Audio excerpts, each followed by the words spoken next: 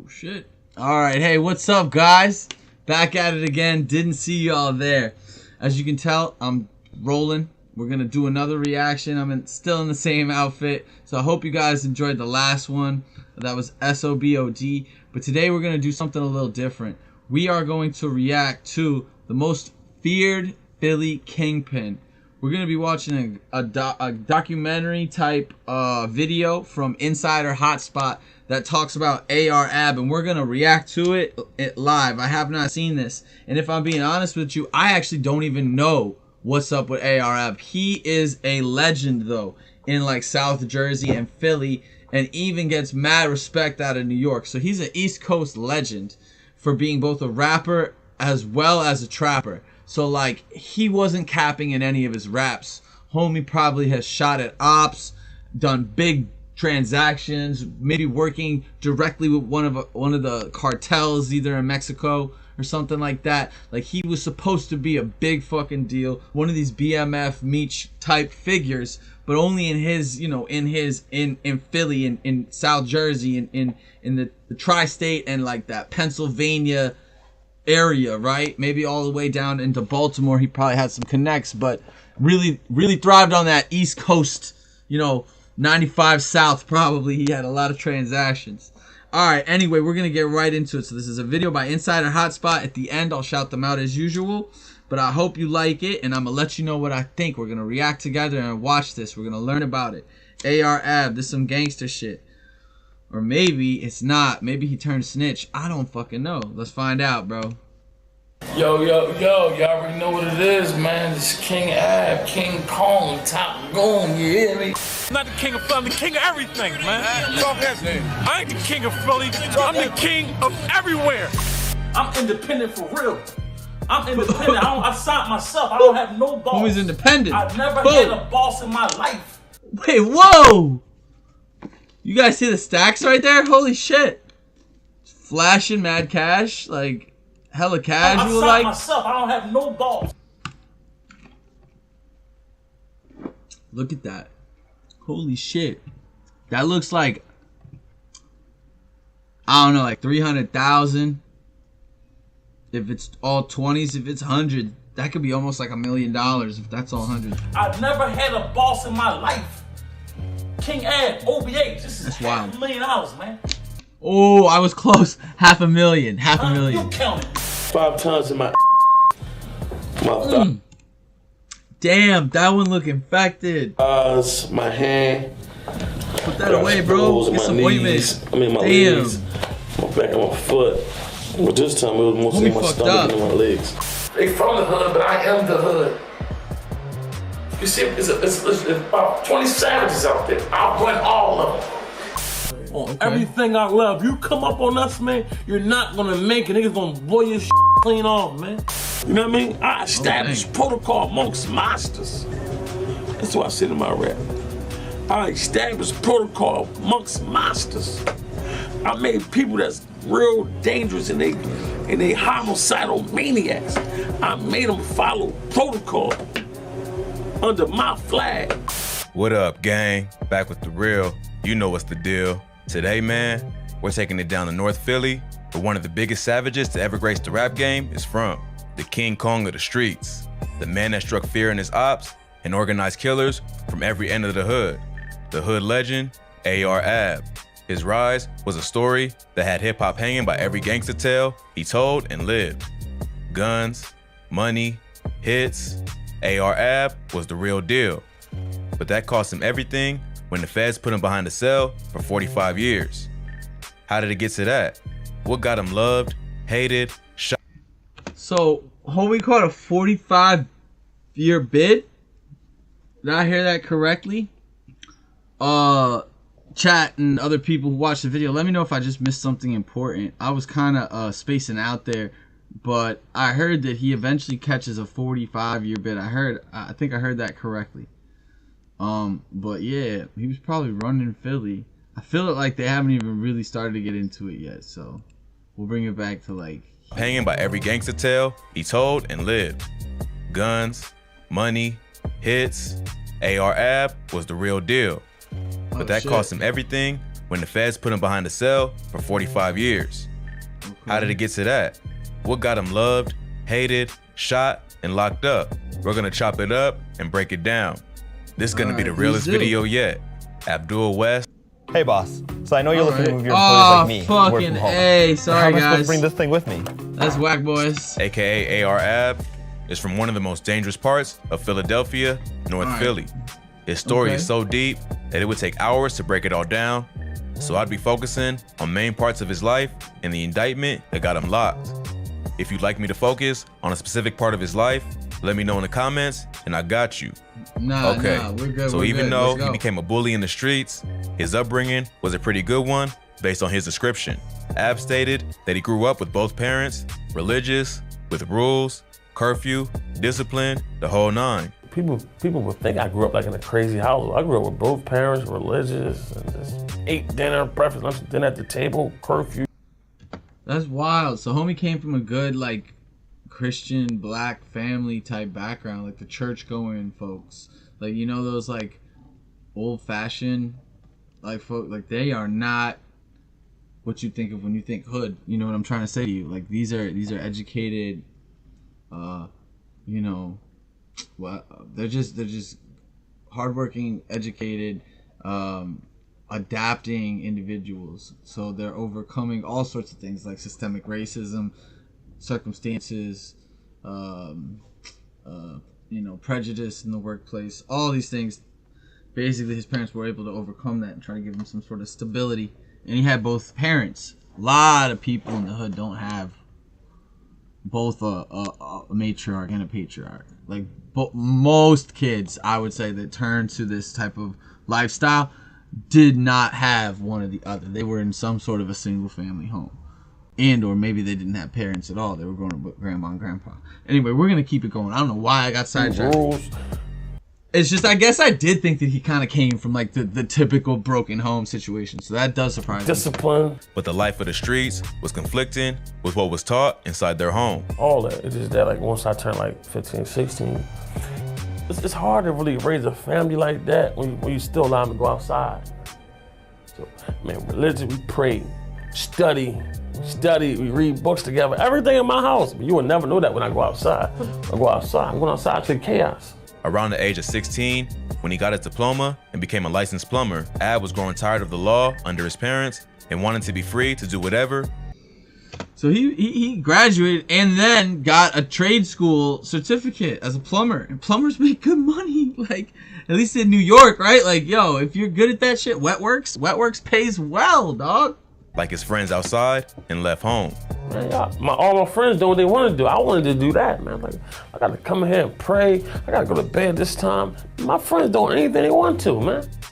So by the time I turned 15, 16, I said, I'm leaving. I left my mom's crib, my parents' crib, and went in the streets and said, I'd rather live in these streets and have my freedom than be subjected to them. That was the turning point in his life that brought us notoriety and money, but also serious problems. His brother, Leek Moss, would join his decision and both dive headfirst into the street life.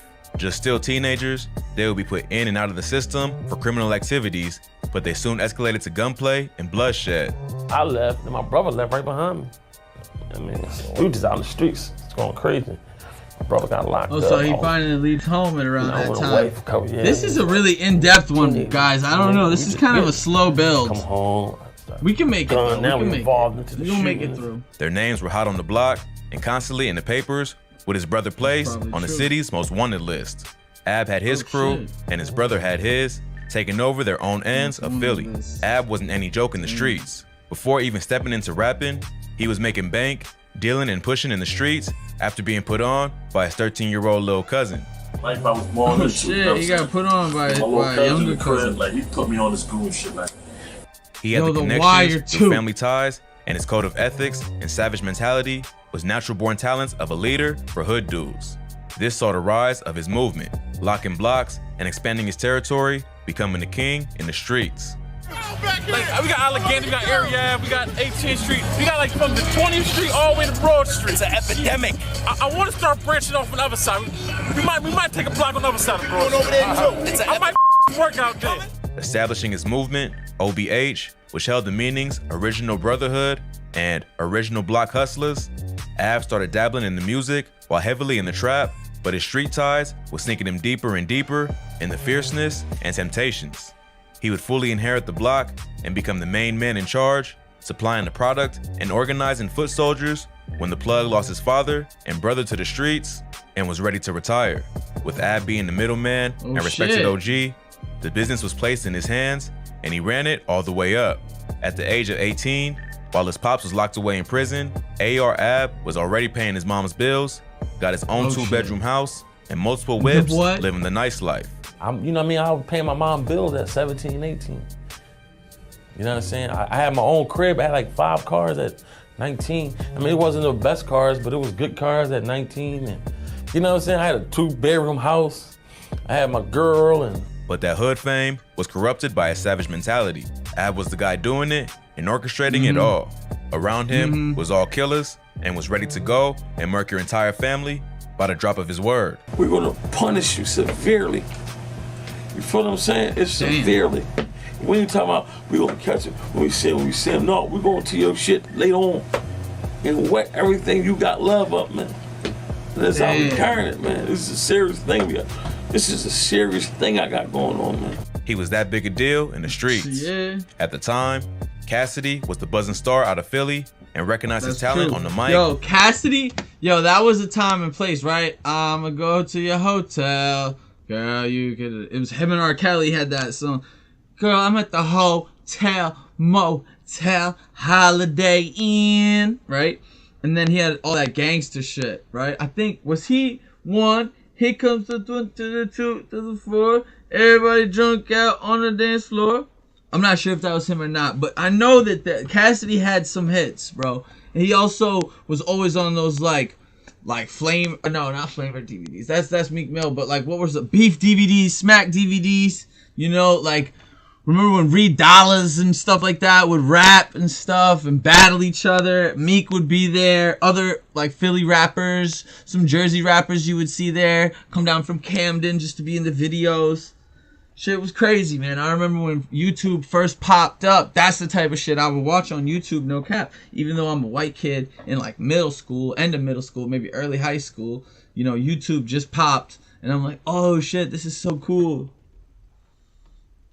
Like, yeah, man, that was really it. That was it. Yo, I love it, bro. I love it. Yo, man, we getting fleet. I got so much money on me. I'm just checking my phone to make sure that the gravy train is keeping it coming. All right, guys, if you like music, make sure you have your ASCAP and all that other, legitimacy behind your music so that you can capitalize on your music getting played and people listening to it. I'm about to be monetizing this page shortly. I'm going to be monetizing my Instagram. You know what I mean? It already is set up to be monetized, but listen, if you want shout outs, if you want reactions, just hit me up for anything. I do photography too. I do music videos also. I got a great editor. His name is Castle So Lit. Check him out. And really just fuck with the LID movement, man. Life is different. Let's get back into this and learn more about AR Ab, the most feared kingpin of Philly. And respected. If your business kept on employees, man, bullshit. Oh, what a buzzkill. See if it may qualify for a payroll. How he moved in the streets. Ab would begin to think bigger, wanting to get out of the trap game for the rap game when Cass told him dreams of making it big in the industry. He believed in Cass, but was terribly misguided. Cass would later deny those big promises. In 2005, after Cass checked out Ab and wanted to bring him to his larceny family imprint, things went left between an associate of Cass and Ab's homie.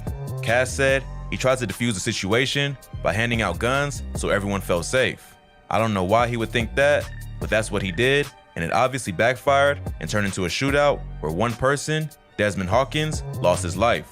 Both would be locked, but Cassidy was released on probation after serving 11.5 to 23 months for involuntary manslaughter, among other charges. Ab, unfortunately, caught the hit charge after someone from his team snitched on him and Cassidy. These were from members of the original OBH. Ab would fight the case for 2 to 3 years and beat it after the guys withdrew their testimony. Ab spared their lives from being taken by other OBH members. Ab would come back home trying to pick up the pieces after losing everything from money to his loved ones. He had to swallow his pride and stay at Cassidy's crib while rebuilding. Out of necessity, I had to go live with Cassidy. You understand? And I ain't like the guy I always turned to took a hit, and my cousin got locked up, so I had to go do it. Damn. So him and Cassidy had beef. Their associates, right? Like start the beef by either like insulting each other or doing some dumb shit, you know, stepping on each other's sneakers. It ends in a gunfight. Then after they get their charges, they both, because they're both rappers on the rise in the same city, catching charges, they both held it down, didn't snitch, and they're like, you know, they're stand-up guys. That like he ends up living with him. That is a crazy turn of events. And it's all because his peoples didn't have his back anymore, I guess he's saying, and it's hard to trust after you get ratted on from one of your original members, even if your other members are there to be like, bro, if you say some shit, or you better recant your testimony because we gonna get you. We know where your family is and all that. I had to go live with Cassidy. Crazy. This is already starting to... So that's why I said... You can see a Rico is coming. Bad time. It wasn't right? always... It ain't 100% him. It was just, I'm broken, depressed. The situation would eventually turn into a beef, with Ab exposing Cassidy as fake, stating he began rocking with Cass because Cass was being extorted and needed protection from him.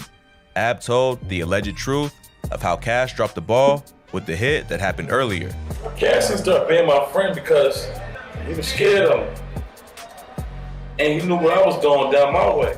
He would learn the trade of the business from being around Cassidy and the industry. And by me being in the music industry and doing songs with these guys and being around these guys and just grinding, I learned the game. And rebuild his label and movement, OBH. All right. The movement. Yo, I do like really admire that. Like when people do that. Master P did that. This guy did that. You know who else is a really great independent artist who I think like kind of has always been trying to do his own shit? Shout out to like Chris Webby and like some of like those more like unique internet rappers, I'd call them, that really popped like before 2013, but like in that like 2007 to 2012 time when you had stuff like Asher Roth, Lark and my Go-Kart coming out, and like all those weird like frat rap, I think it would be called essentially, but like white boys that could rap with technical skill, but the subject matter was the same old kind of partying stuff. But Chris Webby kind of like would reinvent himself and stay lyrical and like go on radio stations and do freestyles and stuff. And then I think he just basically started his own label and publishing himself. And that's what he, like, you know, that's how it all starts, is like you just start publishing yourself, getting your own shit out there, you know. Maybe even you gotta press CDs, you know what I mean? Like I remember I used to walk through Times Square and you'd have like at least 10 rappers sell you their mixtape or their CD that they burned out of their house for like $1, you know, or $2 or whatever, right? Anyway. Became unstoppable when combined with his brother's squad once they stopped shooting at each other to take over together.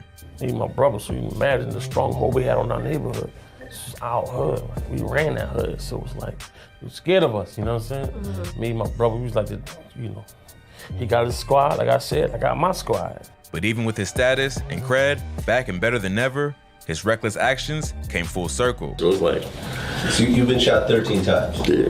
Then 5 months later, ops would double back and catch him lacking. Damn. He would be hit 10 more times in the buttocks, Jesus. hands, legs, and stomach, leaving him with huge scars. Shot 5 times in my Jesus thighs, Christ, my man. hand.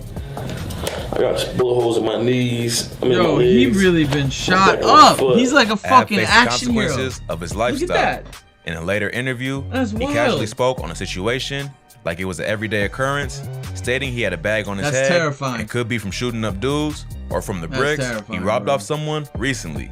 And it was like, it was some money on my head in Philly for some shit I did. Some guy said, I heard 30 for one guy, 10 from another guy, 20. I done shot some niggas and shit back in the day. You know what I'm saying? And I'm thinking it came from back in the day, or I just took a couple bricks from. Ab recalled the entire situation, saying he was high off perks, syrup, and alcohol all at the same time, driving from selling some chalk when a car pulled up and emptied the clip. Ab was so high that while being hit up, he thought it was his homies in the back seat, only realizing the ops were squeezing the trigger when his homie dipped from the car. So I turned around, I heard wah, wah, wah, wah, wah, wah, wah, wah, wah. So the whole time thinking nigga behind me shooting me. I said, yo, what the fuck is you shooting me for, yo? Ab not only ate all the shots, but drove himself to the hospital, had his cousin that was in the front seat ditch the whip, and hide his phone from his girl. Crazy part, I got a phone where though, I don't want my girl to see. I'm like, yo, take my phone, put it in your pocket, take the car. Once I got the car though, I collapsed, boom. The dude was built different.